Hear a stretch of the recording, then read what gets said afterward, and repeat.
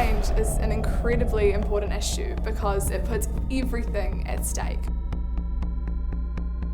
Without a stable climate, there is nothing.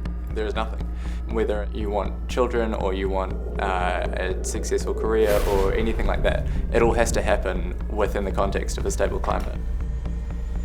Climate change is one of those things that you can't ignore, no matter what. It's not something that you can brush aside because it's everywhere. You see it everywhere you go. Climate change is going to ultimately affect my generation and future generations to come the worst, so I think it's really important that we get involved and get out there and have our voices heard.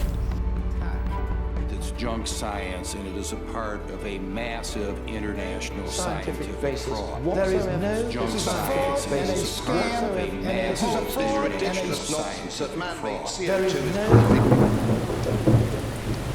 I'm just frustrated that that message doesn't seem to be getting through to them loud and clear about the importance of taking action now. But when our politicians aren't paying any attention to the science and to the facts, it becomes up to us to be the leaders and to really pave that way for more people to learn and to have their voices heard.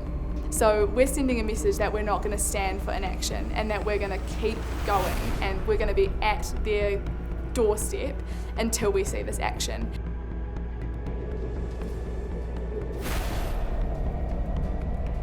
The ultimate goal would be to have climate change considered and at least in every piece of legislation passed. Impacts of climate change are ever intensifying. But essentially what we're trying to do is demand bold and ambitious action from our leaders, our elected leaders, on the climate crisis because it puts everything that we love and our own futures at stake, and we have clear demands from our leaders too. There needs to be an end goal of zero carbon, and it needs to happen as soon as possible. And I'm sure that there are going to be hundreds of people in the school strike movement that are going to be the lawmakers of the future. Climate justice concerns everyone, and everyone has a reason to care about fighting for climate justice. And victory looks like our government standing up and saying, actually, we have a climate crisis. Internationally, and in New Zealand with the 5th highest per capita emissions in the OECD, we're going to take responsibility for that and reduce our emissions. The way that I want to see it happen is that New Zealand reaches a carbon neutral stage that can begin to show other countries how it can happen, and then eventually lobby the major countries like the United States and China to finally bring carbon neutrality to the whole world.